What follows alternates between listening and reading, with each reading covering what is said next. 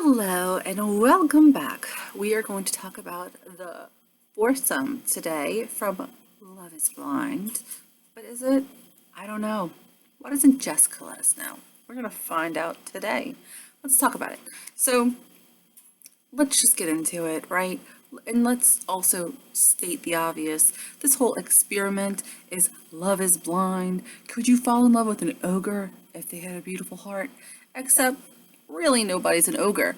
You have people who range in this house or condo or whatever it is. It kind of looks like an underground bunker, like human anthill or some weird shit. But anyway, so it's everybody in the experiment down there is a moderately attractive to attractive person. There's nobody who is like ugly, right? And honestly, I've always subscribed to like you have the whole world, right? And people pretty much, I'm not saying that there are not unattractive people. I believe that there are some unattractive people. I'm willing to say that, okay? I just am. But I feel like you have like what's traditionally beautiful, and that tends to be a, pretty, what's the word?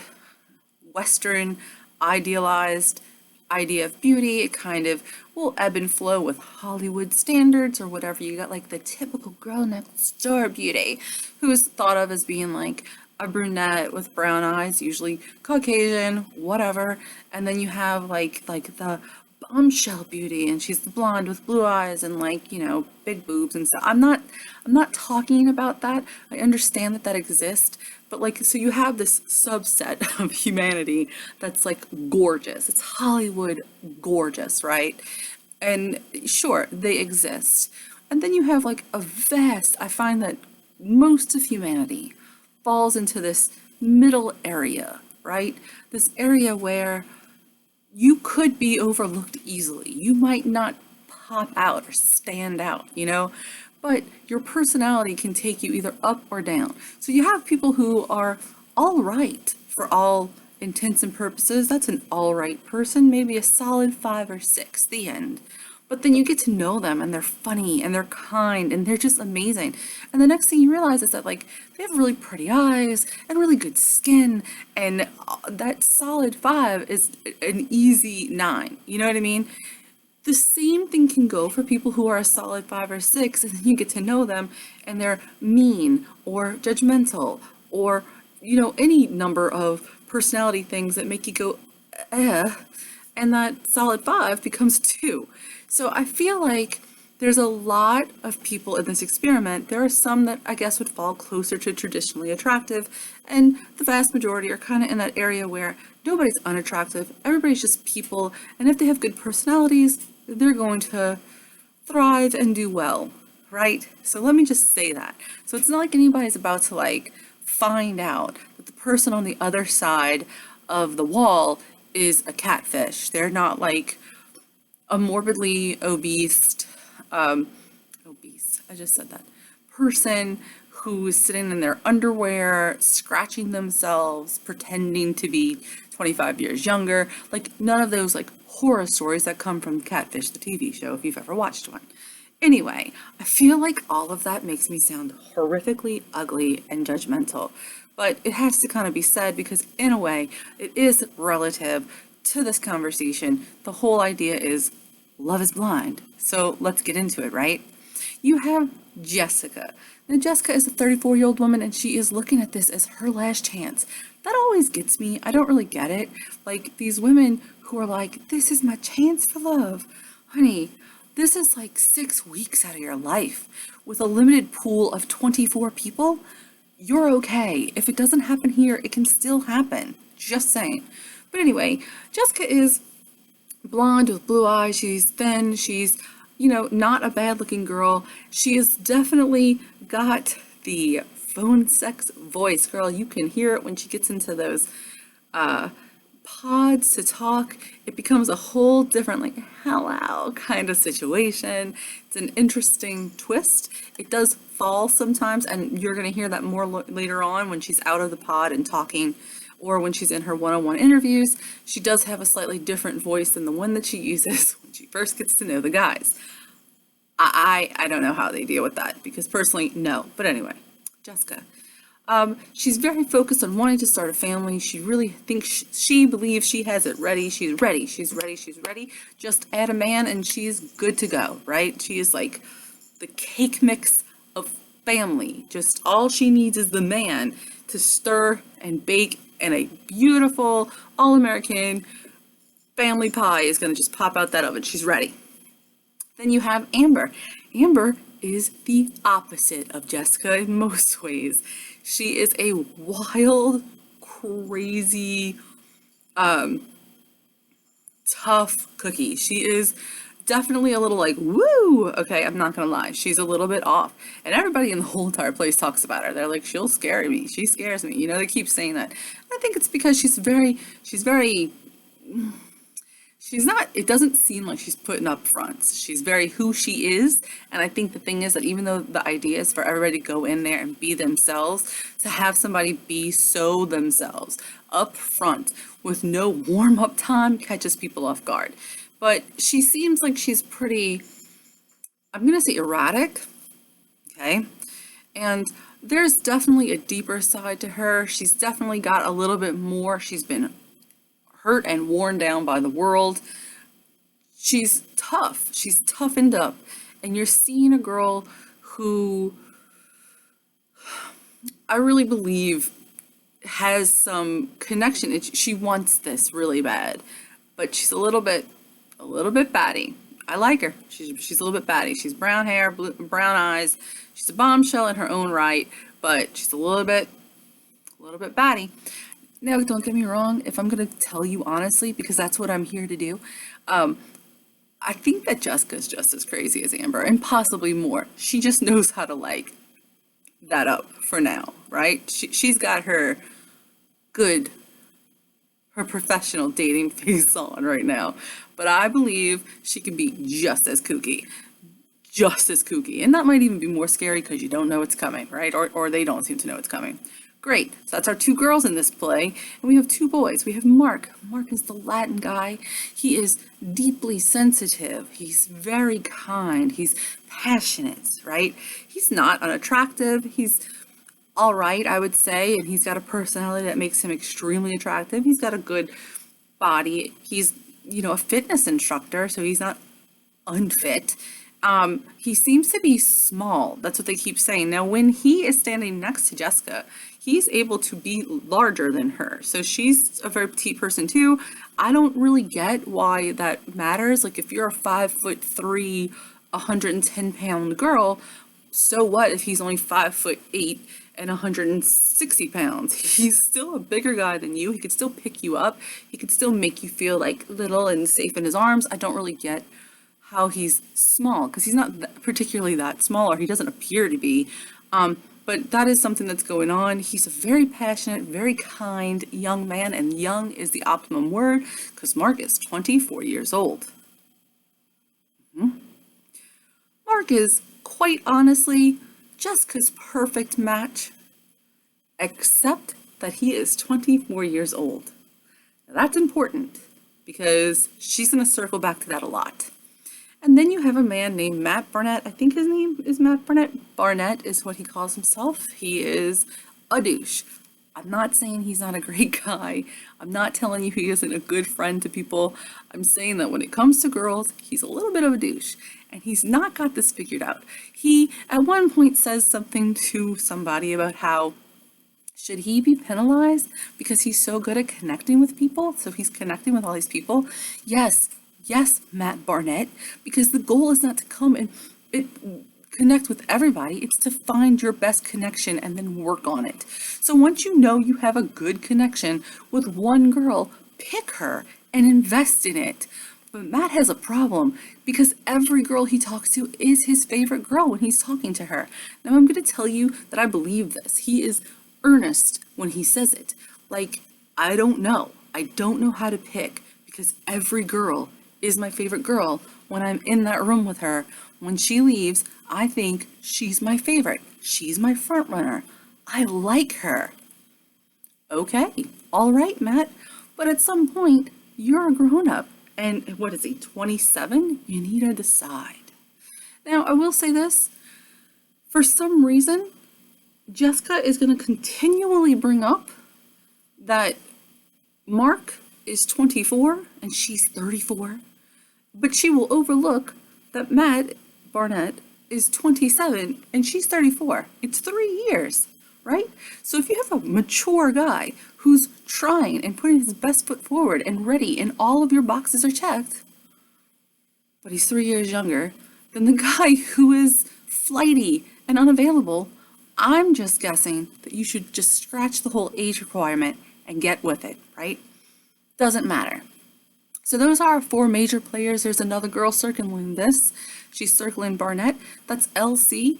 Elsie is a nice girl. She's very, very much the girl next door. Barnett is honest about the fact that, like, he thinks she's fine. They're practically the same person. They have a good time. He knows they could go to, like, ball games and bars and hang out and just rock it. But he's not really sure that, like, that's what a relationship should be. She's not very exciting. Look, guys, I don't know. Because my wife is honestly, she's my best friend. Like, if I'm going to go somewhere, I'm like, honestly, right? There are people, like, there's things you want to do with, like, your friends and things you want to do with, like, your partner. She is my best friend. If I'm going to go shopping, she's my first person I want to go shopping with. If I want to go out to a club, she's the first person I want to go to a club with. I have the most fun with her. So I feel like having a good friendship can be a really good base to, like, a relationship. But I can also see how some people don't have that. Some people have, like, their relationships, their friend group, and it's a little bit different. I'm just saying. Anyway, so he sits down. I believe he's talking to Rory. Rory is a complete sleeper agent here. I was like, I will be damned if Rory doesn't wind up at least proposing to somebody, because he gives great advice. Slow clap for, was that slow? Slow, light clap for Rory. So yeah, I was actually shocked that he didn't wind up with a relationship. Came out later that he did. They just didn't feature it on the show. All right, must have been pretty. I can imagine that Rory's relationship, which apparently did not pan out, was probably uneventful. He's not going to explode, or he doesn't seem to be the kind of guy who would explode the way that Carlton did. He's got a good head on his shoulders. He gives out good advice. He'd probably be very much like, cool, this wasn't for us, but it's good. Anyway, so when he has this conversation with Barnett about really trying to, like, figure it out, like, who is it out of these three girls? Jessica, Amber, and Elsie, who is it? Well, Barnett pretty quickly says it's not Elsie. And he's kind of on the fence about the other two. During this time, side note to Jessica and Mark, they're having great connections from jump, at least from editing. From jump, they seem really well, really put together. They're local to each other. They have a lot of the same values as far as religion goes, as far as, like, the ball teams that they like. And I get that that's a big deal to some people. I mean, personally, I'm a Saints fan. If you were, I guess I could even get down with it. If you were, like, a Falcons fan, whatever, I don't care. Like, but I know some people get real serious about that. So they're into the same ball teams, and they're just good. They want family and they value the same things, and they are clearly a match, right? Except for that age difference, which she keeps coming back to. She's a little bit worried about. He is absolutely all my eggs in this Jessica basket. I'm ready. And he's indicating this to her. Well, she happens to go on a date where she's in the pod with Barnett, and she's like, using her voice, what's going on, and Barnett basically says to her, now this is what Barnett says, because it's very important, because later on Jessica's going to kind of freak out about things, but what he said to her was, if there were no other guys and no other girls in this experiment, I might ask you to marry me tomorrow. Now, that might not be a direct quote, but it's pretty spot on. He definitely said the part about if there were no other people, if there were no other guys and no other girls. She takes that. Now, here's the thing. If I was in that room and I'm talking to this dude and he was like, well, if there was no other girls, I'd definitely ask you to marry me. I'd be like, what the fuck does that even mean? If there were no other people, you'd settle for me. If I was the last person on earth, you'd be okay with procreating. We could repopulate this place. Oh, thanks, Barnett. Awesome. Now that's the kind of statement he made some joke with Diamond earlier, like within the first 5 minutes. Diamond was like, nope, because Diamond is a smart girl. I'm telling you, if you haven't seen my video about Diamond and Carlton, go check it out. I love Diamond, but like, she is a smart girl. She, without being able to see through that blue hazy divider, she could call a douche when she saw one with her third eye, with her mind's eye. She could call that. Good job. Good job, Diamond. Not even a slow clap. That's a fast clap. You got it. This dude. Okay. Look, when I say he's a douche, I mean he's not ready. He's not ready. He's clearly not indicating that he's ready for a relationship. It's not. This is not the behavior of a man who came in looking to be single. I mean, to be monogamous. He's clearly enjoying the dating part. Anyway, so he tells this. He makes that innocuous statement. Is that the right word? I think it is. But this statement to Jessica about how, if she was basically the only girl in the experiment, sure, he'd go for her. She takes that, boom, straight to her little blonde heart. And she's like, oh my God. Oh my God. He loves me. And now I have to go dump Mark, Mr. Perfect. So she goes in and she's bawling her eyes out. Mark is distressed because this is the girl he has fallen in love with. What is wrong? And Jessica says, somebody's gonna get hurt. It's you, Mark, by the way. It's you. He is devastated when she tells him she wants to explore everything. And he is like, figure it out. I know my worth. I love you. Figure it out. Good job, Mark. Very mature. Very older than your 24 years mature. You might say more mature than Barnett. You could say more mature than Jessica, who just got emotionally manipulated into breaking up with the perfect guy with a, if you were the last girl here, I might marry you. Are you serious? Great. Great.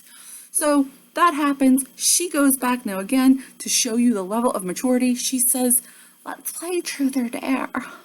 What the fuck are you? You can't. You can't truth or dare. You can't dare him to do anything. I dare you to lick the wall. You can't tell if he's doing it, whatever. So he's like, okay. She's like, okay, is it true? You feel about me the way you did last night. And in a rare show of absolute maturity for him, Barnett goes, I don't know. What? Well, that backfired, Jessica, because you weren't planning for that to happen. I don't know, he says. And she's like, I don't want to F with you. I don't F with people like you, blah, blah, blah. But she's kind of lying because what she really wanted, and you're going to realize this later when we get to the resort in Mexico, I think she really wanted her to make a stand and him to prove he wasn't an F-boy by breaking up with the other girls and begging for her back. That is not what he does. Basically, he eliminated Elsie from the equation, and Jessica self-eliminated when he told her he was kind of fuzzy on it. He was left with Amber, and truthfully, Amber was the one he felt the most emotional connection with. They do actually have some deeper moments. There is one point where she is expressing that she was forced to choose between an unplanned pregnancy and the man that she felt like she loved, who that pregnancy was with. And then when she chose him, she was very abandoned and destroyed. And it is a heartbreaking scene. It is a disgusting idea that she would be in that position and be so absolutely alone in that. And when she talks about it and she is giving that rawness to Barnett in fairness to him, despite the fact that I do believe he's a douche when it comes to girls, you can see distress on his face. He is distressed.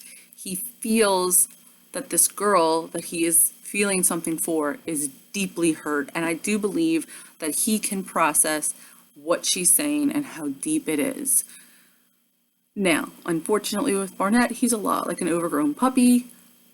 While he is 100% present, I don't know how his ability to take that with him, like to keep that, oh, I care about her and I don't want to devastate her feeling going when he's not in the immediate presence of it. But you can at least see that there is some emotional connection to her pain, and that's good. That pain and that story deserves to be honored, and it is a real struggle. And I think that a woman's right to choose is so vital and so important. But it's also, I think, one of those things that once you make that choice, you are stuck with that choice, and there's not a lot of compassion or aftercare as far as like the emotional trauma. It's kind of looked at like, well, you did that to yourself, you made that choice, the end. And that's not really a fair thing. And I think that is something that we can all work on being more aware of, and that even if we don't personally believe in somebody's choice, like we wouldn't make it for ourselves, that is still a human going through something, living an experience we will never understand, and that compassion and kindness can go a very, very long way. I just wanted to say that real quick. Anyway, so he winds up with Amber, asks him to marry him. They actually see each other, and they are very physically connected from the very beginning. Jessica goes back to make up with Mark because she is now licking her wounds, and Mark asks her to marry him, and so they are now getting married. Awesome. Everybody, and actually when Jessica and Mark see each other, they hug, they're very together, everything seems good. When we see them at the Mexico resort, things get a little bit different. At the Mexico resort, Jessica's all of a sudden like, I want to take an emotional, like it's hard for me. I can't put the voice, the person I made here with this person. She's not attracted to him, basically, is what she's saying. He's not what she normally goes for. He's small. Again, back to what I said earlier. He's not like tiny. He's not shorter than her, or at least he doesn't appear to be. But anyway, he's smaller than she usually likes him. Okay, that's not what this was about. You earlier said something about him being able to be an ogre and you would still love him, but obviously now he's just an attractive Latin man who happens to be a little smaller, and you're having a hard time. She makes the decision to not have intimacy with him. Flip side of that is Barnett and Amber, and they're banging like crazy. I don't know, like, is it rabbits? Rabbits bang like crazy. They are all over their little suite. They are just enjoying each other, right? All over. Come to find out, everybody's at the same resort. Look, Netflix, I don't know if it was in the plan that we were all going to meet up anyway, or if that came after this drama with the two couples, but it was well played. Well played, Netflix. Now, it kind of screwed over Mark, but it was well played. So all of a sudden, all the couples run into each other, which means that now we're face to face. Everybody's having a fine time with this. Except Jessica, who's like, I had relationships with all of these guys. No, you didn't. You had conversations, Jessica. Conversations with all of these guys. I was like, that bond that Barnett and I had, nobody will ever know or understand because it wasn't real. Because he was going to pick you if there were no other people there. That's not real. I want to shake her at this point. You really can't shake somebody that small. You could probably hurt him pretty bad, but I want to shake her. Obviously, she's going to tell you that Barnett's the person who she would like be more physically attracted to. Obviously, she's going to tell you that there's no way that he and Amber are happy. Clearly, she's going to say they're overcompensating for something. She can see how lost and confused Barnett is. And she would love to have a friendship or some type of interaction with him. Of course. Girl, you are setting fire to your own house. You could have something amazing with a man who is like a puppy in love. He is like, let's do this, passionate, right? But you're willing to burn it down because this Jacko picked somebody else. OMG, I don't know. I hope she can get out of her own way because she's about to self-sabotage. It's gonna happen. Sabotage, sabotage, gonna get it. You know what I'm trying to say. Maybe I should take a drink. Anyway, on the flip side, you have Amber and Barnett. They're having a good old time. It does seem a little bit over, but the entire time, Amber seems a little bit over. So whether this is actually because Jessica showed up or it's because it's who Amber is, and I told you she feels a little bit, what's the word? Manic. Amber often strikes me as manic, you know, she's real high up there. And I don't know if that's something that she has conditioned herself, like she's had enough hurt so she pushes herself up and she just chooses extreme happiness, or if it's an actual mania or what it is. But she's definitely very manic often. So I don't know. I mean, there's a little bit of an air of, is she putting on a little bit because now Jessica's there and she's feeling a little bit insecure? I don't think she is. She feels very secure in their connection. They are sexually like magnets and fireworks, right? No question. So that's where we're at. Everybody's kind of in this place. When those four are leaving, Amber and Barnett are pretty much what they've always been. He's a slightly disconnected dude who says he's ready for something more. Amber is very into him. She says Barnett or bust. And she's living up to that. And then you have Mark and Jessica. And Jessica, the night after this nice night out, Jessica tells him, it kind of sounds like she broke up with him almost, like, you're not it, it's not going to work. But they're still going to kind of work on something. I don't know. It's an unclear-ish, breakup-ish, you know, and they have the conversation again and again, and he's hurting. Mark is hurting. All he wants is, he's like, I don't understand. Like, we are so good, and it is so good. I don't get it. And that's because none of us do, Mark. None of us do. Like, this chick basically got her Christmas list, and she's throwing a fit. I don't know. But I'm hopeful. I think that Mark he didn't throw a fit. He hasn't lashed out. He isn't trying to punish her. Even at one point when she gets really drunk and he's like, look, she's wasted. And he's like, you know, I'm okay with us not banging. He doesn't use that word, but I'm just saying not banging. But I don't want to not be able to show you any physical affection, like to hold your hand, or he doesn't go into it. Basically what he's trying to say is like, can we say, no, we're not going to rush it, but we also aren't like eliminating it completely. And she gets like, she picks one word that he says, and in her drunk state is like, oh, like on it and on and on. Basically, she drunk girl gaslights him until he apologizes and just tries to settle everything down. And that's where we're at. He's hurt, but still hopeful and trying to be patient. She's burning her own house down. And Barnett and Amber are Barnett and Amber. I'm interested to see where this goes. I think that Jessica and Mark could work it out if she can get out of her own way. I don't know what's going to happen with Barnett and Amber. I think that I'm not sure that Barnett has the emotional maturity to actually love anybody, much less somebody who seems as broken as Amber is on some levels. And I think she definitely deserves somebody who can see that and love her in the way that she needs to be loved.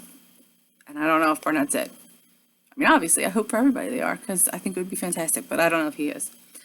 All right, guys, that is my wrap up. This one was a long one because we did the four top. But just want to put those out there. I am going to do the final two, which is Kelly and Kenny. As boring as it sounds. And I believe it's Damien and Giannina. Giannina is a surprise, guys. We're going to talk about that next. But I did want to just put this one out there. Tomorrow is weigh-in Wednesday, so I'll be updating you on my weight loss. I am so grateful for all of the new subs and the love on the channel. I just want to keep it very positive, good, happy, supportive energy. Thank you guys for stopping by. Subscribe if you haven't. weight loss videos, art videos, and recaps apparently, and give it a like because, that's always fun. Also, if you want to leave a comment, I love conversation with you. I would love to hear your opinions, not just on these two people, but anybody and on the whole show. Talk to you later. Until next time.